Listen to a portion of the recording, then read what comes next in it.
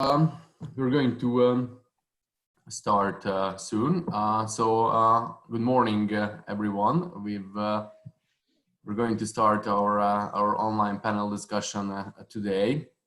So I'd like to welcome all of our speakers and viewers on behalf of Property Forum and RICS. This is one of the addition of our series of online panels ever since the lockdown has started in Europe and of course everywhere in our region as well. Most of us are still in their homes, working from home, but not all of us. Even from this panel, we have someone who is already in the offices, and I think there's already a process of us going back to work and start life as it's supposed to be, hopefully. So for those who are joining just now, welcome again and good morning. Today we're going to talk about Southeast Europe, and the language of the webinar will be English, because we have attendees from more than 10 countries, and not only from Serbia, Croatia, and Slovenia, but also from Hungary, Austria, Germany, the UK, and other countries in Europe. So I think it's the best way to ensure that everyone enjoys and gets the most out of this panel discussion. I won't take a lot of your time more. I will give the floor to Mia Zecevic, who is the CEO of Novaston Real Estate, and she's going to moderate the discussion. In the meantime, I'd like to encourage everyone to use the Q&A, the chat, and comment and ask questions, and also at the end, if you raise your hands virtually, we can invite you into the panel, and you can ask questions live from the panel. So without further ado, I'll just give the floor to Mia, and she'll introduce the panel and take it from there. Thanks.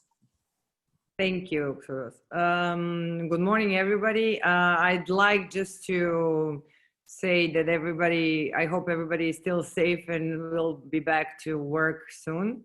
Before we start and everything we go further on, I would like to ask the panelists to introduce themselves, because I would like them to share their knowledge in a sense of the further discussions and real examples they've had in their, let's say, experience now during the COVID and before COVID, of course, because I'll ask them some, let's say, direct questions. But anyhow, before we start, because of all the people watching us and everybody attending, I would like to give short introduction from each one of you, where you are from, and of course, which country you cover, and what you are doing at the moment in a sense of your job obligation. I would start with Mr. Mencak, and then afterwards we can go to Mr. Fajmut and Mr. Teofilovic and Mr. Vucagic. Thank you. Good morning also from my side. My name is Mencak, and I'm covering Slovenian area. I'm coming from Generali Investments, and I'm head of real estate funds, who is operating and managing real estate for institutional investors in Slovenia. Mr. Fajmut. My name is Klemen. I am an independent investment advisor, and working with digital solutions, softwares, and other solutions, and also I'm active in the region, so Slovenia, Croatia, Serbia, mostly covering investment activities, providing financing equity for various projects in the field of real estate or M&As. Mr. Teofilovic. Good morning, everybody. My name is Srdjan Teofilovic. I work in CBS International, partner of Cushman and Wakefield for the countries like Serbia, Montenegro, and Croatia. So we are covering the entire region. Personally, I'm working on the investment acquisitions and investor services. So we are trying to to build this region on more attractive levels compared to some other core CE markets. Mr. Vucagic. Good morning, everybody, and hello to my friends and colleagues who are watching this. I'm a partner and director in Colliers International. Currently, I'm sitting in Zagreb, and our jurisdictions are Slovenia, Croatia, and Bosnia and Herzegovina market.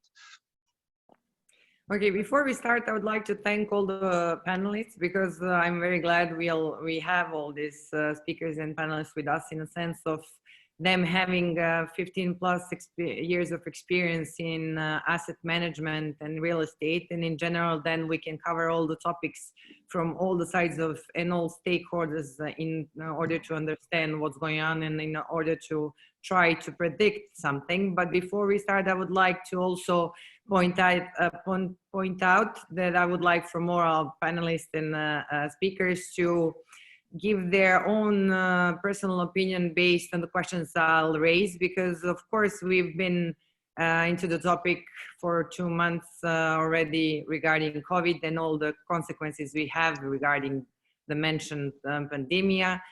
We've been in lockdown for, let's say, now 2 months, and we've been reading a lot of researches from, let's say, McKinsey, Harvard Business Review, FT, and all these predictions are coming all around us. But I would like, when raising questions and when we start the discussion, I might interrupt you during the course of the questions, and don't take it for bad, but in a sense that I would like to share your experiences, your views, because you've been in the industry for a long time. You covered, as everybody briefly introduced themselves, you've been into the real estate from all the parts, so you understand how the circle functions. So it's basically landlord side, tenant side, all the demand and supply side. So once we start the discussion, I would really like to share your personal view, what will happen in the future and what you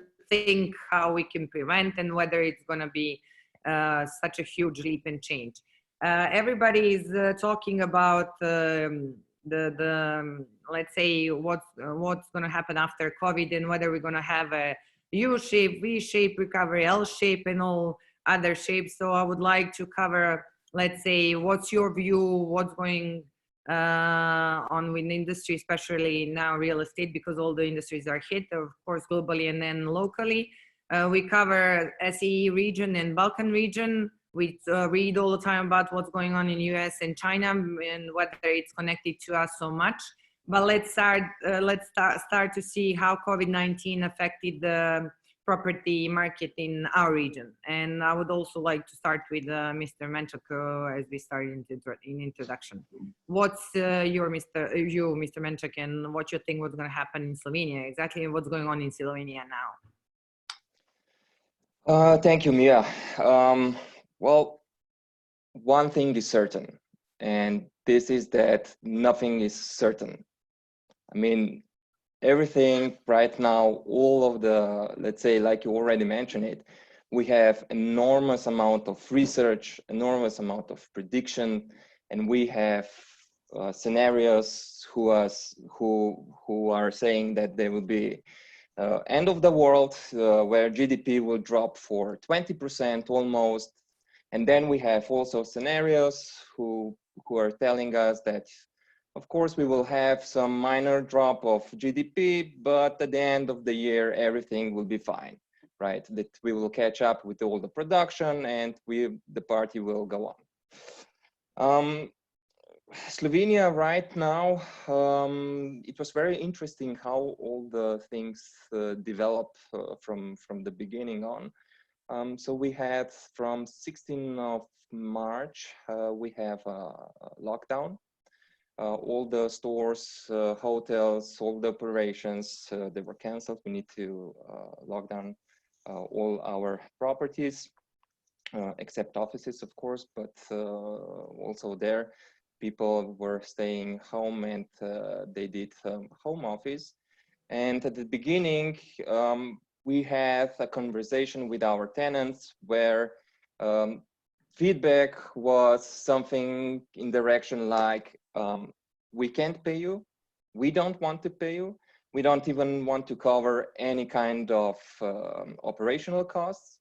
If you want that we stay as your tenant, you need to pay us something, right? That was at the beginning as a panic attack, as Yeah. everybody was, yes. Exactly. And what's going on now? Let's see what's Okay, now. so after 1.5 months, we just ended the second or the third round of conversation.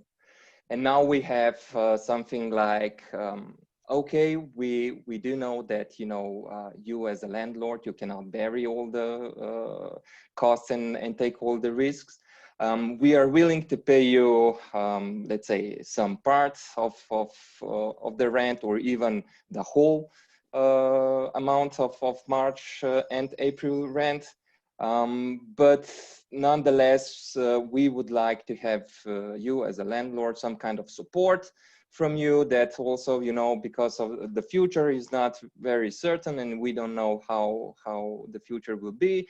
And that's why, just in case, if we can come to some kind of agreement, where if there will be something more, or second lockdown, that, we can start discussing and we come to some kind of agreement. So the development went from the panic to some kind of rationale thinking, where also tenants know that, landlords cannot survive without tenants, and that the whole circle, that we need to cooperate between each other. So that's basically it, where we are now. But like I said, we don't know really what will happen. With May, we just start to operate again with some restrictions, like let's say the stores can be open, but they cannot be bigger than 400 square meters. But still, even the stores which are more than 400 square meters, they can operate if they make some kind of barriers, and where they're saying, okay, so half of the store is a warehouse, and then we operate only on 400 square meters. So yes, the business is coming back, and I think that right now all of us are just waiting what will happen, and that's basically it right now. But in Slovenia right now, what's the status with all the tenants and all the landlords you mentioned? Because now you're trying to go back to normal, but what's the real situation now at this moment while we speak? Is everything back to normal in a sense of with some certain restrictions, or the people are still trying to gather? Yeah, we still have restrictions. Kindergartens and schools are still closed. They will be open in the 18th of May, but only first part of triad, so first, second, and third grade, and 9th grade, and 4th grade of gymnasium. So also, let's say for the restaurants, bars, and others, they can operate, but only outside, not inside. So of course there are still restrictions, but we are coming back, let's say, to the normal life slowly. And discussion between landlords and tenants right now is that, like I said, tenants are realizing now that that maybe first reaction was a bit let's harsh say panic, and it's exactly I've experienced as everybody. And some of them, of course, they will be dropped around 30%, but we also getting feedback from other tenants who are saying, okay, we are expecting some drop, but we don't believe that there will be more than 10%. So it will be around 5 and 10%. So you have, of course, everything. You have shoe salesmen who already bought all the summer, spring collection, and they needed to, prepay it. and they are really afraid how they will solve everything. But of course, on the other hand, we also have some other tenants who are selling some other goodies who don't have these big effects of the, let's say, spring, autumn seasoning. Okay, thank you. And I would like briefly to cover also Croatia and Serbia, and I would like Mr. Vucagic and Mr. Teofilovic afterwards to briefly just give us inputs what's going on in these countries. We can start with Croatia first, and then we'll go back to Serbia. Okay, so basically it's quite similar like in all the other countries. Any sensitivity or scenario analysis are not viable because there are so many inputs and variables you could take into consideration. But I think now it's more and more clear that that we are picking up, and that even partial lockdowns or limited lockdowns are better than full lockdown. And there are also cases like Denmark, where they even skip this thing. So there are obviously evidence that we can function in some new normal. So I really believe in recovery, in picking up, but I also believe in strong changes in what how we used to live pre-COVID. So in this sense, businesses, as Matevz mentioned, faced quite a big shock. I spoke with many of my colleagues on management positions, so it was really disturbing, and not knowing what is going to happen in 2 weeks or 2 years. But now this shock passed, and things are picking up and trying to back to normal. In this sense, in retail, we already have some winners and some losers. I would say that, okay, for winners is an easy position now, and they will look to, such as logistics, for example, they will look now to use this opportunity more. But for others, particularly retail and hotels, this will be a very challenging period. But I really do believe that this will also be an opportunity to use it for some new trends and new situations where these sectors will find themselves out. Yes, I would like sorry to cover this also topic regarding Croatia and Slovenia, especially because hotels they've been hit the most, and then tourism, and you have a beautiful coast, which now it's a season and it's becoming and it's starting. I would like also afterwards to hear your opinion. Of course, retail will cover all, but hotels and retail and tourism are the most hit ones. I mean, for hotels, some underlying things that people travel and people arrive are not functioning, and also hotels are closed. So basically the industry is shut down completely, more or less. So it's really very dependent on when these basic things will change, and people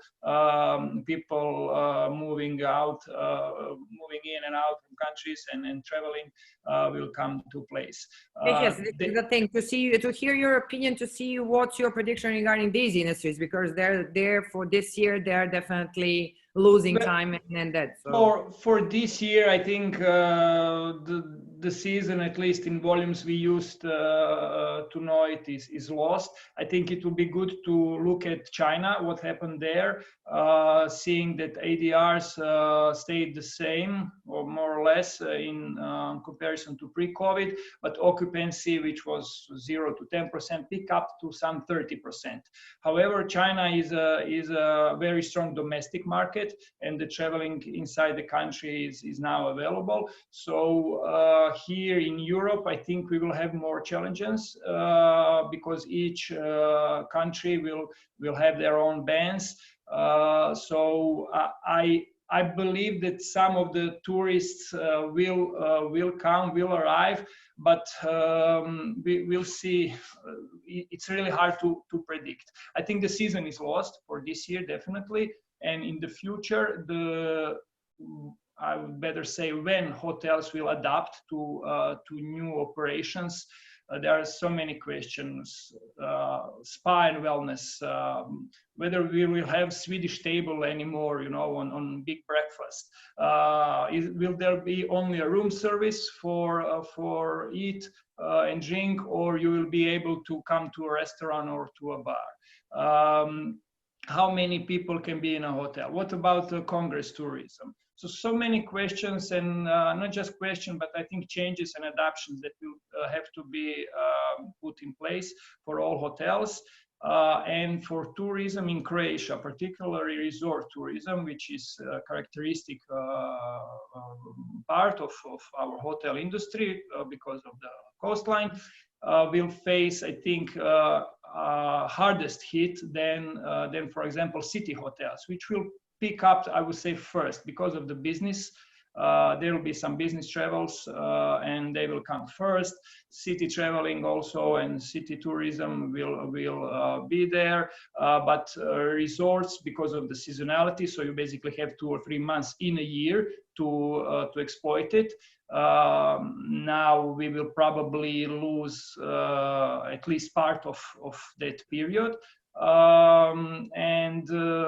It's also more massive tourism, and massive is not it's not a new normal, which everyone is trying to avoid now.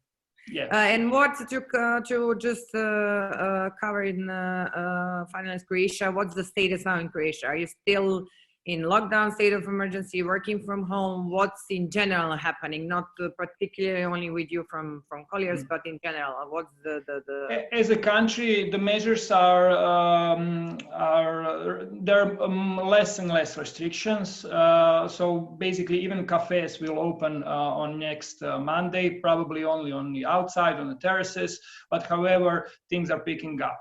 Just to say that we as Colliers opened our office this Monday, but the recommendation is still to work from home. So I think all of the businesses and operations will slowly move to place during May, and probably by mid or end of May we will have more or less full capacities. Of course, it will be dependent on how new diseases will picking up. If we will see the drop as we see now, every day less and less cases. For example, Zagreb in last I think a week had like 3 new diseases, people who were tested positive. So in this sense, I think we contained the virus, and it's just the question to responsibly and slowly open and keep then the new measures such as distance, physical distance, and cleaning and everything that comes nowadays as a new Thank you, Filip. Yeah, and Mr. Teofilovic, I would like to cover also Serbia, and then we'll after start with the topics and some particular questions. So just give us feedback and inputs what's going on in Serbia. Thank you, Mia. In Serbia, very similar to other countries in the region, we are still in the lockdown, but actually we have plans to remove it mid of this week. So the situation is relaxing week by week. I would say that last week we had some, let's say, services like hairdressers and similar stuff open. This week we have the coffee shops and restaurants being open. We expect shopping centers to be open very soon. What is also very important is that by the end of the week we will have the public transportation in function, of course, with certain limitations, but it's a big step forward. And I think from the next Monday, the kindergartens will be open as well, which is an integral part of the entire picture, how people will go to work again, to the office. So I think starting from next week, we will have much more people coming back to something which can be as close to normal as possible. But within the next couple of weeks, I think the situation will be fully normalized. Of course, when I say fully normalized, we always have to take into consideration some measures and 100% normalization. Speaking about the situation 2 months ago, I think we will need to wait for the vaccine or something similar to have it back to full normality.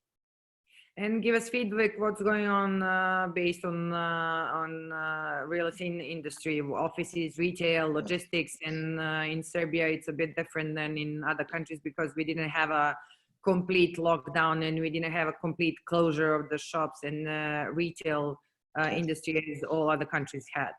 Yes, you're right. So the situation and the way how this coronavirus affected real estate is, I would say, vary considerably from the segment of the market.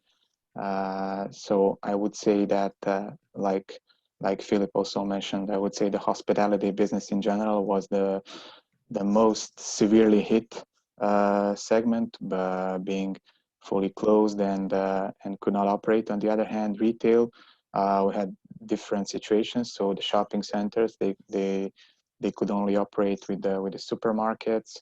The retail parks, they were not closed by the government decision, so they will be they had an opportunity to work. It was up to tenants to decide whether to work or not. So it's depending on a park to park, but I would say like 30% was operational throughout the entire time frame of 2 months in average.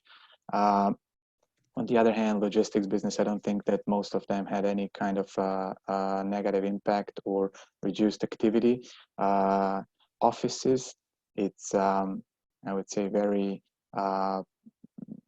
tough because they had a lot. Most of the tenants were working from home, but on the other hand, not all of them. So they had to work and to be operational. Nevertheless, it's only like 10% or 20% of the people coming.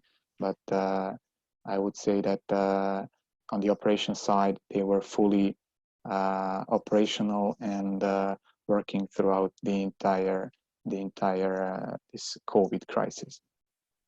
Okay, thank you. This is just a brief, brief introduction from all the countries. It's more or less similar, in the countries in all the region. Now I would like to talk to Mr. Fajmut because we are all aware of how to say, I think the mindset and shiftment before COVID and after COVID will be completely changed in all the industries, depending from countries and depending from continent and everything, what we're experiencing now. My question is, because you've been into the green building and from development phase, you were in asset management, you were in real estate for more than 15 years now, you're more focused on technologies and then building up softwares.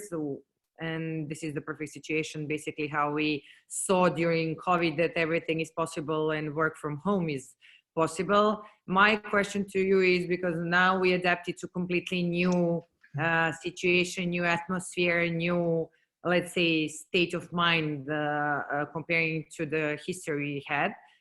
Do you think that all the travel, like say deals, M&A closures and stuff will be possible without traveling? Everything could be shifted to the online and digital. And what's your expectation regarding future M&As and now, especially opportunities? We are all saying that we cannot predict anything now, and we are all very aware that nothing can be predicted until it starts, the machine starts to move again. But what are your predictions of the opportunities, future opportunities regarding also bank financing, MPLs and all this stuff that will come up in few months' time regarding the region? I'm not talking about the specific country, but I'm talking about SEE region. What's your opinion based on all of these questions I've asked? Thank you, Mia. First of all, I must say this was a quite extensive question covering several based on your experience, subjects. So I have to cover all your experiences. I will try to go step by step. Well, first of all, my opinion in regards to Southeast Europe region is that the region is rather resilient to shocks and crises. Ultimately, it all boils down to building people's trust and resilience of the people and society as such. And if I may summarize one story I experienced, like 10 years ago when the last crisis was there. I was talking to a guy in Sarajevo. And I asked the guy, well, how are you guys dealing with the crisis? What's going on? What's happening? And he said, like, what crisis? I mean, there's a constant crisis in our region, in our country, so we're just used to living with it and we just handle it. So we'll handle it, this one as well as we did the others. So this is quite important for the market, and this can be also translated to the real estate industry as such. As we all know, the real estate industry in the region is not that stable, that transparent, that liquid as it is in other regions.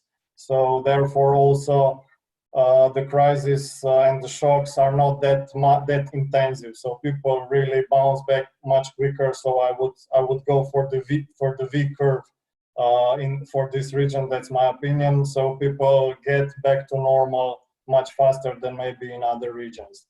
Nevertheless, the crisis has hit substantially also this SEE region, and the people will have to adapt, people will have to negotiate, people will have to comply with some new standards and some new realities. Of course, people are aware also what feedback we are getting from our customers in regards to digital solutions, softwares, and other tools which would help speed up the processes, make it more transparent, and even be possible to work from home more and make it more flexible and elastic. They are aware they will need this in the future much more. Unfortunately, not many have been preparing for this step enough. So now is the problem is that the most of everybody are firefighting current crisis and current problems. So they don't have the possibility to even consider long-term strategies, not even to start working on such strategies, to implement some technological changes, innovations, and so on. So I'm afraid that it will take another half a year of firefighting before people will actually be able to start engaging in technology changes. But in regards to technology changes with the customers we have, they have during the crisis get back to us, and they told us how satisfied they are because, for example, the solutions we have, the asset management, property and facility management softwares, are web-based and also running on cloud. So people could work from home, easily access all the documents, all the contracts, could be renegotiating the tenant contracts and really working very efficiently through this. So we are, in this respect, we are quite confident that this is the future and this will be a really useful tools. And in a way, we are happy that this push happens, that this shock happened, because usually in shocks, things change substantially. So we have leapfrog movements in shock situations usually. So I'm sure this will step up the technological improvements. Specifically, for example, retail centers, shopping centers. If this crisis will continue and if this crisis will repeat, for sure they will need video surveillance, IoT technology, sensors with which they will be able to operate the shopping centers, supervise, control the people, what they are doing to prevent potential infections and other problems which could occur. And this can only be done efficiently with the technology. Technology is there. There's millions of solutions, millions of suppliers. You just need to decide and start working on it. It's just the matter of the decision. So it's not the matter of inventing something. Everything is there. So. And I think with COVID now happening and everything, it will just accelerate the use of technology like never before. Okay, and now to all participants and everything, I would like to touch bases also. What's your opinion? Which are the most resilient asset classes during this crisis? And afterwards, I would also like to touch bases because we won't have so much time, but I would like to touch bases because we have full support and all the states and governments reacted quickly, not comparing to the crisis we used to have a few years ago. Now we have full support of the states and I would like to touch bases with the financing and future financing, especially from the banks, and how it's actually a vicious circle and everything is linked and connected. But let's start first from your opinion, from country by country. What do you think are the most resilient asset classes, and what happened during the pandemic and after pandemic? We can start with Slovenia and then afterwards Croatia and Serbia. Okay, so my opinion is that the most resilient asset classes right now are logistics, which are dealing with e-commerce, and also I would say type of offices who main tenants are some kind of financial industry or pharmaceutical industry.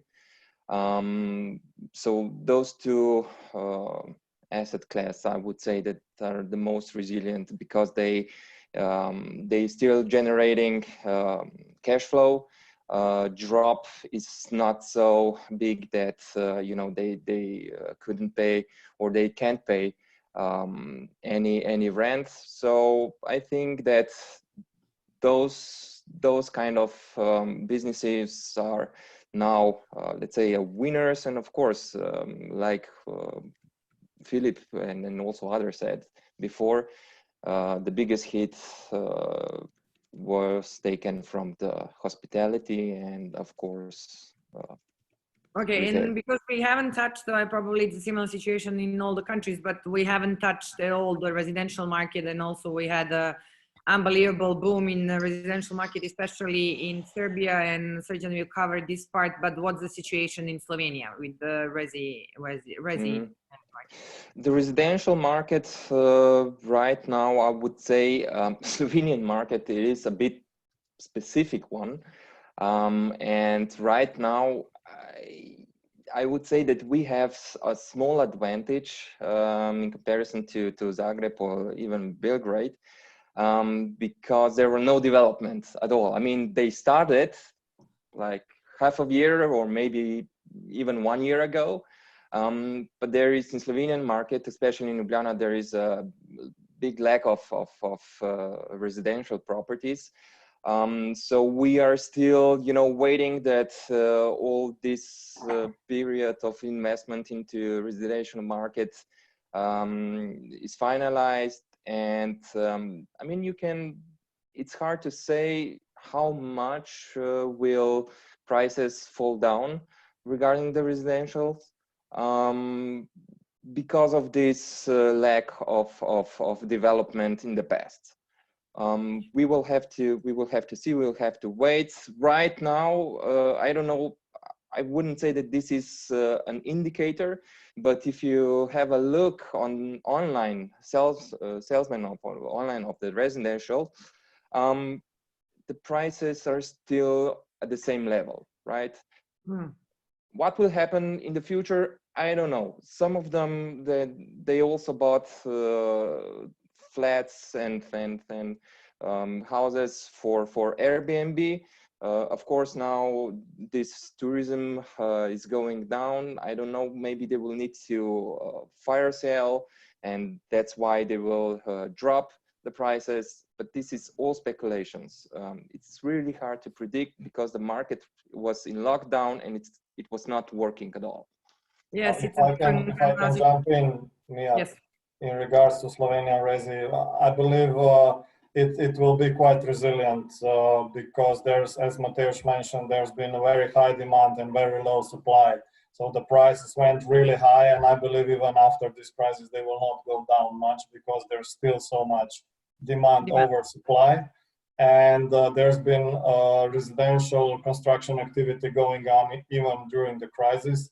And I believe even after the crisis, it will be going on because the margins are very high and the prices are high. So there's still lots of leverage and space for the development. So this will not be hit, I think. And again, and then I can just add up and continue with the question. What do you think about the banks and financing, especially because everything about real estate, it's supply and demand. And if you have such a huge, let's say if you have a demand and the supply is still now limited, what do you think, whether it's going to change and how it's going to change because of the whole situation and crisis and loss regarding the financing? I mean, it's well, Yes, sorry, Klemen. It Please was no, continue. yeah, it was with Mr. Fajmut, but we can both. Yeah, you can both answer the Sorry. question briefly. Okay, let me quickly, and then Matevz, you can Sorry. continue. As far as the banks are concerned, they are sitting on lots of money, so they need to finance. They need to finance as much as possible. They've been making in project financing stricter parameters for the investors, like how much pre-sale there has to be, how much own funds one has to provide, and so on. But if you can satisfy these parameters, the banks will gladly finance, for sure. So this should not be a problem. And what's more, there's lots of international equity and financing available, still pushing into the region. Our region has not been explored that much in this sense. So there's still lots of leverage there, and the region is stabilizing, and capital flows are coming in. So there's also this option for the investors to recapitalize by some other investors as well to satisfy the bank's requirements and then still finance. So there is potential. Yeah, but do you think interest rates, and now especially with Euribor and everything, it will be a dramatic change or no? My opinion is that there will be not that much changes. Your opinion? Yeah. If I may strongly disagree with Klemen to make this discussion more juicy. Huh? Yes, of course, because this is what I wanted just to switch, because each country is definitely however similar, different, definitely, and I wanted to point it out and finalize after with Serbia, because in Serbia we completely have a different inputs in the approach, but Srdjan will cover it, and now I would like you to give your opinion what's going on there, because it's different definitely than Slovenia. First, I would like to say, which might be probably applicable to all the countries, maybe worldwide. Let's not underestimate what will happen after we finish with lockdowns and state subsidies. We will see a high rise in unemployment. We will see drop in consumer spendings. We will see negative sentiment and people being afraid of spending money, investing, because they will, even the people from public sector will realize that nothing is for sure. Paychecks are not for sure 100%. Everything can change overnight. And I think this perception will lead particularly consumptions of the individuals retail, and we will see a drop in demand in general. What else? Countries will face strong deficits. This deficit might even hit 10-20% of the budgets. On one side, you will probably have to fight with fiscal stimulants, meaning less taxes if you are smart. If you will make the wrong choices, like Croatia did in last crisis, they increased the taxes and prolonged the crisis twice as longer than it was in developed countries. GDP will drop. GDP will probably recover from new thresholds in the next year, but the volume and the size of the business and the overall economy will be smaller. This means that all valuations, all NOIs, everything around us will hopefully be in a right trend, on an upward trend, but will be on a on some lower scale than it is today. So in this sense, the risk perception will increase. The interest, although the reference rate from ECB and Fed and everyone will probably stay around 0 or negative or 0 point something, whatever, but the margins on bank loans will probably increase because the country risk, at least for Croatia, will increase. So this will mean higher interest rate, higher cost of loans, which works opposite to investment and spending the money. On the other side, there is a huge amount of cash still available, and we will probably, and you know, it's really funny. I don't even know those numbers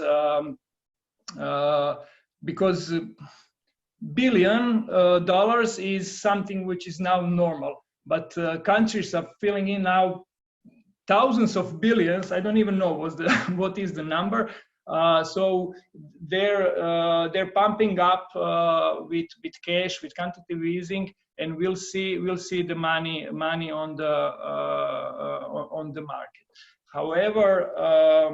However, until the situation clears out where we are heading and how the new normal will look like, especially from operations of the businesses, investors will be ready to buy under huge discounts to mitigate this uncertainty and risk, and sellers will probably not be willing to sell under these circumstances and hope for things getting back to normal soon.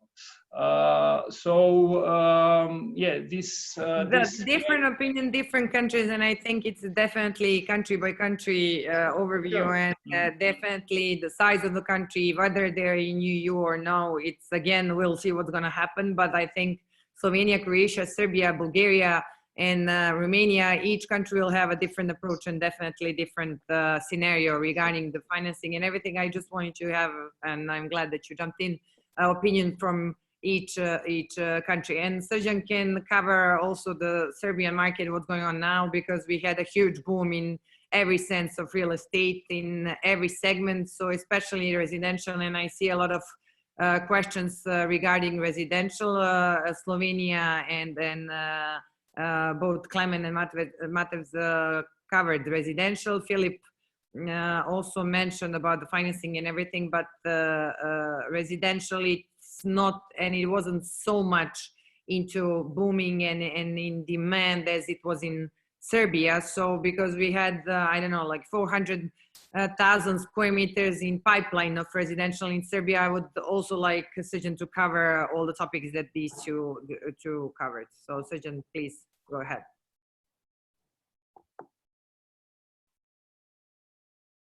Excuse me. Thank you, Mia, very much.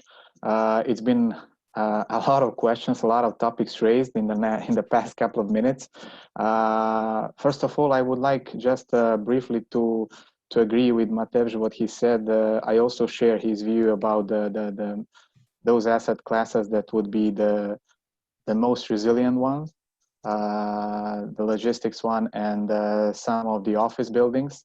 When it comes to residential, I can say that yes, you're right. We had a huge development activity in the past 3-4 years, especially in Belgrade. The prices were very high compared to some other historical levels, and the demand was there. It was very, very strong, partly coming from equity and partly from very low costs of financing. So the housing loans were taken very generously.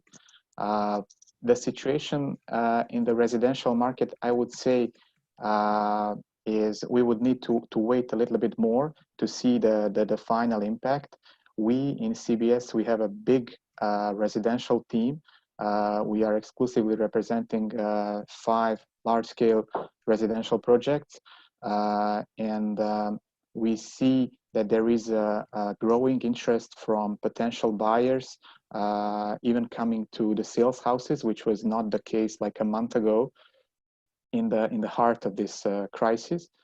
So the people started asking questions about the apartments again. We have also done a research about the expectations of the sellers, the developers from the near future. None of them was ready to give considerable discounts. Those, I would call them smaller ones with the projects below 50 apartments, they would be ready to offer some discounts, which is more like symbolic, like 5% or something like that on the total purchase price. and the bigger ones, they were still hesitating to even touch the price lists that originate from the pre-COVID times.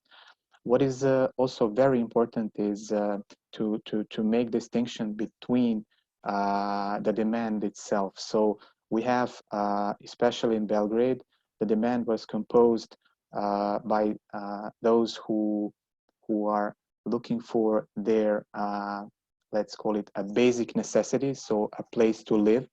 Then we had people who were buying as an investment, so in order to rent it, because the rents were also quite high in Belgrade, and they were managing to get decent returns.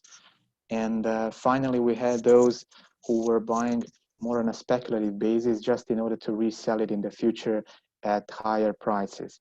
I think when it comes to the situation like this one, we would still go back to fundamentals. I think people who need a place to live, they will remain an effective demand, because this is just a decision which needs to be made, and waiting for a couple of years more is just not an option.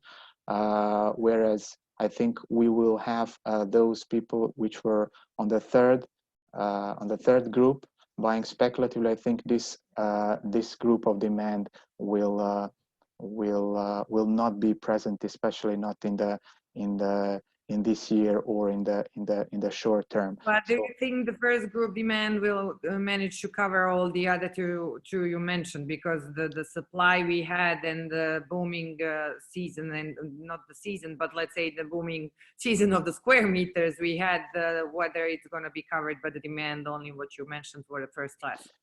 I think the situation was quite healthy. In most of the large-scale projects, the people who eventually bought it was those for owner occupation. Those on a higher end with more expensive projects, we had a lot of those who were thinking from the investment perspective. I think they will still remain, because buying an apartment as an investment is an important investment here in Serbia, because the people who have money, they are facing basically this as the only alternative of investing. So they don't put their money in banks, they will get barely anything. They're not capable of buying stocks. They bought it like 10-15 years ago. Most of them lost. So they have only real estate in front of them, and with their equities and their sizes, they can only go and buy apartments. So I think with these two groups, we will remain on the demand side. Maybe there will be certain changes on a particular areas, because in Belgrade, which is a big city, I think in some of the micro areas, the situation may expect to be different because of greater supply than in some others where the supply is not that high. And in these areas, I think where we have a greater supply, we may see certain let's say discounts offered by sellers in order to attract the buyers who are targeting a particular micro. And what do you think about the prices that were before COVID? What will happen with the prices afterwards? Because the prices pretty got high before, and even it was even higher and higher. What do you think will happen, especially regarding residential? Because other industries, not industries but segments in real estate, what we mentioned, logistics, office, let's say office and retail, it will be more of a landlord and tenant partnership negotiation and some reductions and something what the landlords could bear on 6 months, 1 year basis. But the residential, I'm really interested. What's your opinion, especially regarding this, the square meters and large scale projects that we have at this moment? Yes, I understand. What do you mean? I mean, as I said, I don't see it as a linear decision, and giving an answer of one figure. I don't think it's going to be possible ever in the future. But I think that in certain areas of Belgrade, certain micro areas, we have a considerable amount of apartments which are either in construction stage or in a very advanced planning stage. So the building permit in place and the construction activity can start very soon. I think especially in those which are about to start, they will have to double check and go back to their business plans and models and to see what is definitely going to be the sustainable price compared to the level of competition they have, which is going a year or year and a half in advance. So I think there will be no dramatic changes, especially not in the very short term. We need to always have in mind that we have different, let's say, levels of finance.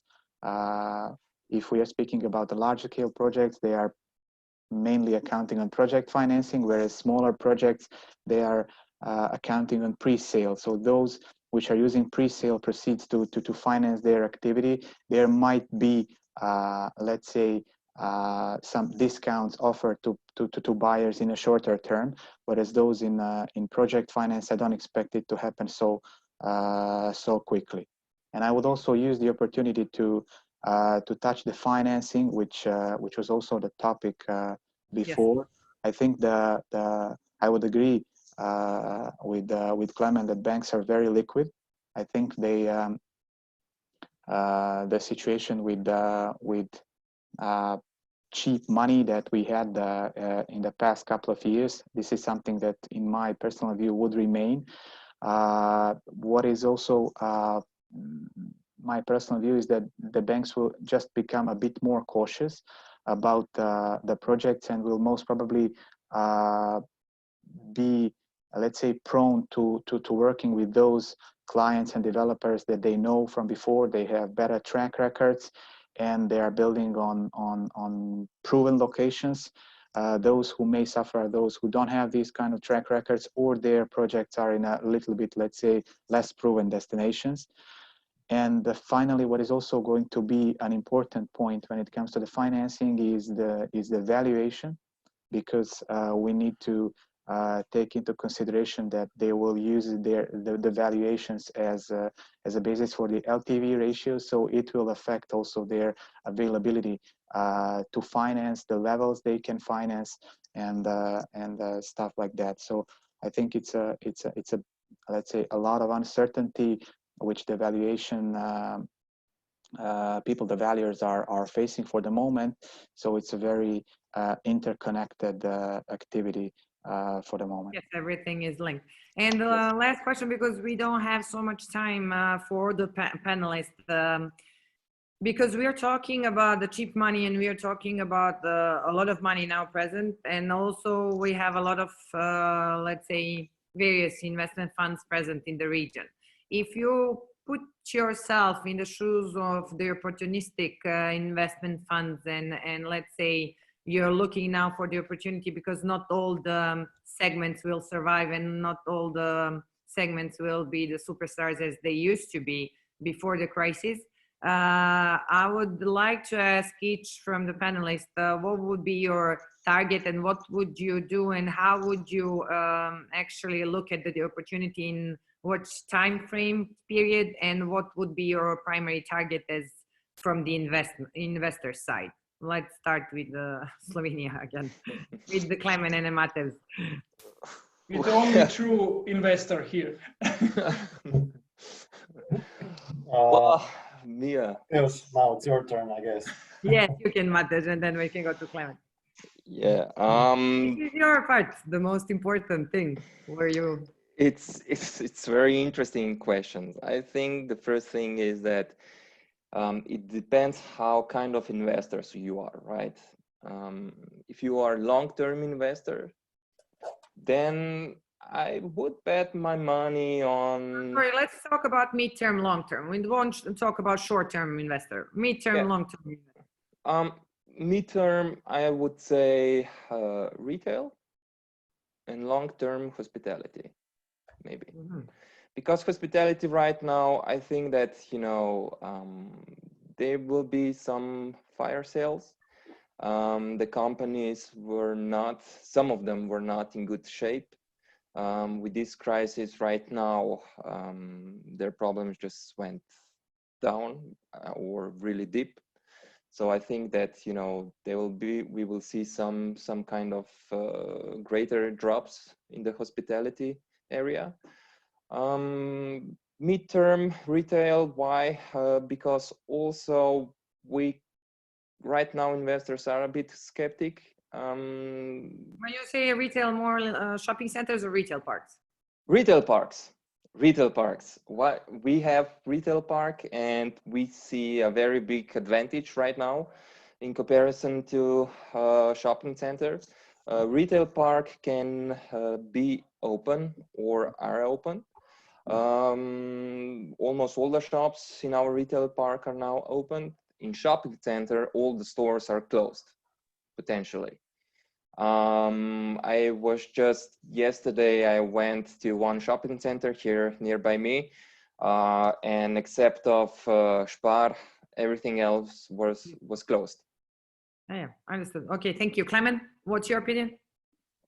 Well, first of all, I would just like to jump back a little bit to the macro scale that Filip was mentioning. I agree with some part of his opinion, but nevertheless, I don't see it as black as he does, as this was not like a structural crisis. This was a force majeure crisis, which should recover relatively fast, and all the system structures are acting quite normally, so they can really return fast only if enough money and investments will be pumped into the market. So if the governments will keep their promises, and investors for sure are very much interested to get things going on, to get the wheels turning, and to get back to kind of normal situation and money flows. So I believe the recovery it will be much faster. As for the markets, I believe they are and will be quite resilient. Also, retail and office, we can see that there is very high occupancy rates. So vacancy rates are very low. For example, for offices in Zagreb, 2 to 4%. Also in Slovenia, there's practically no office supply. Retail segment is also still not saturated, so very much underdeveloped. So there's still lots of space there. But for sure, the situation will hit the cash flows and the capital adequacy of certain investors. Luckily, there's lots of local investors in the region who want to stay and will stay. Their money will stay in the region. So they will try to do their best to recapitalize or refinance and somehow survive the crisis. So it will not be the case as was in the last crisis, like in Hungary or Poland, or everybody, where there was lots of foreign investments. And once the crisis hit, everybody pulled out of the countries, and there was a huge collapse in the currency, in the activity, and so on. So I don't expect this in the region. But in regards to the investors' opportunities, for sure, hospitality is very much interesting for the opportunistic investors, short and long term. Short term, for sure, there will be a need of recapitalization and refinancing with several operators. Several smaller, not with lower capital adequacy operators will need to sell. There will be some fire sales for sure, even though they will try to be resilient, but no cash flows means no financing servicing, and you have to sell one way or the other. So this is for sure an opportunity for investors, and in our accounts there's been already the push and there were questions from the investor side, which are the targets, how can they proceed, and so on. So I think as soon as the things will normalize, there will be substantial activity in this. But when you say the things will normalize, what's your prediction of getting things normalized, especially in the investment mode you just said? We cannot hear you. Could you please just repeat the question? My microphone shut down. Yes, so when you said about things to get stabilized, then what do you think, what will be the time frame when the things will stabilize. What's your prediction in order to start with this investments and opportunities? What do you think and the feeling from your side? Well, this depends the most if the virus. You don't hear me? Yeah, no, it's okay. Okay. This depends very much whether the virus will rebound. Yes. So in case the virus will not rebound, I believe that in autumn, in the Q3, things were starting to get normal, and in Q4 we should already go full speed, I think, in the sense of money flows, investments, and everything. What I wanted to add still is that in other segments, in regards to investment opportunities, the investors should go case by case. For sure, the market will be resilient and there will be not much fire sales in other segments. So there will be opportunities in refinancing or entering with equity in some projects and maybe financing some new developments, but there will be no fire sale, no huge fire sale, I believe. Thank you. Filip, can you say from your side? Well, yes, if I would have huge amount of cash which I have to invest in real estate, I would prefer more to go with the prime properties, preferably logistics, and pay the even pre-COVID pricing or even with a premium on that. So looking for a safer investment, which is. And you're talking about the region, not only about Croatia. Primarily Croatia, but yeah, Croatia, Slovenia, since those markets are quite familiar to me. I would also assess office as a great opportunity if there will be a chance to buy it with a discount, because I really anticipate that it's a short-term effect, and by the end of the year we'll see office back on track, and again probably as the most desirable property type which was pre-crisis. I would be maybe too much afraid to invest currently in retail or hotels, because there are lots of uncertainties how they will function in the future. So yeah, someone with maybe who is less risk averse or see a greater opportunity, this would then be a chance for them. So we have yes. risk-averse persons here. I like this. Srdjan, can you tell? We have risk-averse and risk takers here, so we'll see what's going to happen in a few months' time. So we'll see who. Philip is already thinking about his pension. Yeah. He's long-term, definitely.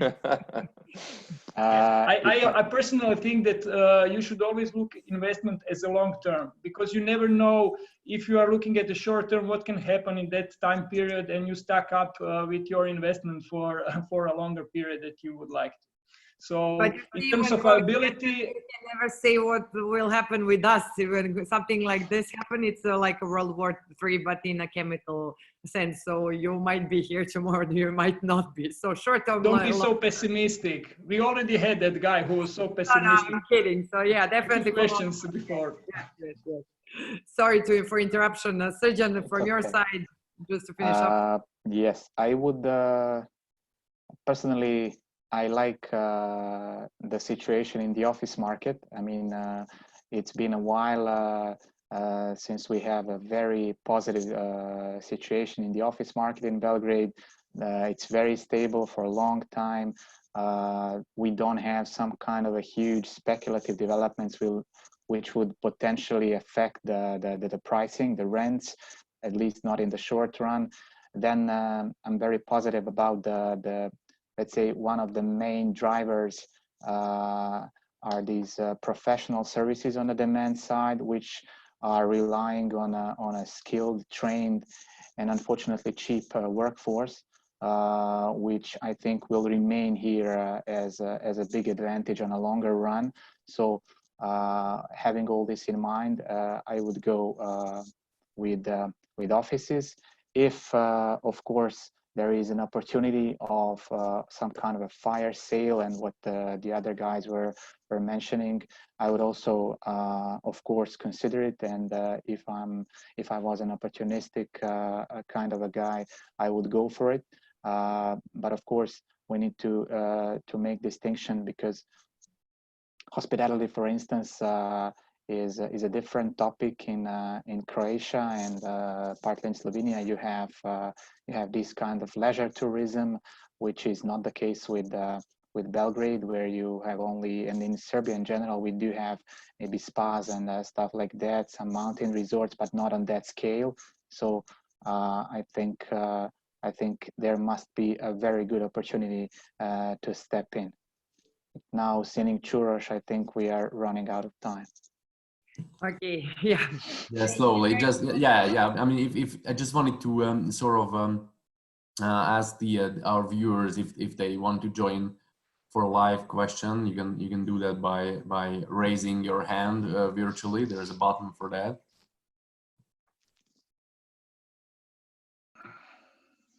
If not, I'll just give the word back to Mia for some last questions or comments, and then yeah. I would like just to touch bases also, because we've been talking about logistics, office, leisure, and retail. We touched bases a little bit, and I see questions here from attendees, and I'd like to just touch bases regarding retail in Serbia, because we have had the most of the booming in all the segments in Serbia. Let's say the least in logistics. Logistics started 2 years ago with this booming expansion, but now the most challenge we'll have in retail is definitely the communication between landlords and tenants, and this is the challenge especially for Serbia, because as we see in other countries, and as we see case by case scenarios, different approaches are taken, and somewhere investors, because Serbia didn't have a complete lockdown in retail, so some of the investors had aggressive and harsh and rigid attitude at the beginning. Now it's softening, but the relation between the partnership of tenants and landlords is the most crucial thing, and we'll see how it's gonna develop in the future. And the most challenging time, not regarding offices and not regarding logistics and not regarding residential, is now with retail, because all these major projects we've had openings this year moved either for a few months in the future and for the next year. And now all this boom and demand and all this expansion we had in retail, I think it's going to reduce a bit, and now everybody will take a caution, because again, as I said at the beginning, in all the segments of the industry, it's a vicious circle. Everything is linked, everything is changed. If one link in the circle doesn't work well, everything else is like a domino effect. So I would like to conclude with this, and I would like also to conclude and thank to all. Yeah, I'll get back to you. No. If I just might ask you one question regarding retail. What do you think will happen with rents? Do you think they will drop or stay the same, or even the rental agreements, will they change? Maybe shifting from a fixed rent to something which is completely turnover rent, or related to a footfall of the center, or some other, type of Yes, definitely what we are looking from the investors, and as we said, and as Klemen mentioned, I completely agreed completely with him regarding one thing. What we've experienced in Balkans, for us, okay, this was a crisis that nobody had ever expected, but we adapt pretty quick. So you can see the attitude towards from local investors, how they adapt, and they have straight away the mine shipment, but it's again their luxury of actually covering and having investment only in the country or in the region, while you have these big investment funds or on the stock exchange and having a lot of external factors influencing their decisions. This year they'll definitely go with a reduction, and they'll definitely go by turnover and by footfall and by some, let's say, step-by-step phases until the end of the year. This is what we have now as inputs and what we are experiencing. At the beginning, everybody was pretty much rigid, and that was the problem, because tenants straight away, once you're rigid, the tenants become rigid, and then you have a bit of fight and not understanding in this panic and crisis attack. So this year they'll definitely reduce if they want the long-term partnership. For the next year, as retail wasn't so much up high with the rents and everything, I think the rents will come to some senses, but not all the projects and not all the pipeline projects will happen or be in the same level as they used to be. So because of that, this shipment is going on. So now the landlords are trying to be flexible with the reductions turnover rents, and trying to find some common sense with the tenants in order to have the long-term back partnership with them. And just to finalize, my opinion, and I think the opinion from all the panelists, is definitely nothing will be the same as before COVID. And I think we'll, as a humankind, will survive, of course, and everything will be different. And we've been 2 months in a lockdown and let the earth breathe again, and something came back to normal, and something was good in all of this bad. But at the end, I think the mindset and mind shiftment of all the industries, and especially real estate and all this work from home, online, digital, shipment, all these measures will definitely take a lot of effect of future functioning in all the real estate and then all the industries. So thank you very much for all the participation. Thank you for the feedback, and thank you for the active conversation. Yeah, thank you very much. And also all the speakers here, thanks a lot for joining us, and of course for the audience for their attention. We will have a more online events, not only panel discussions, but also virtual conferences, which means more interaction, more networking, one-on-one networking and live sessions. So we will definitely keep all of you posted about our upcoming events, and hopefully see you, some of you, in person even during the summer. And yeah, take care. Thank you very much. Bye-bye. Thank you. Thank you. Thank you. Ciao. Bye-bye. Bye. Cheers.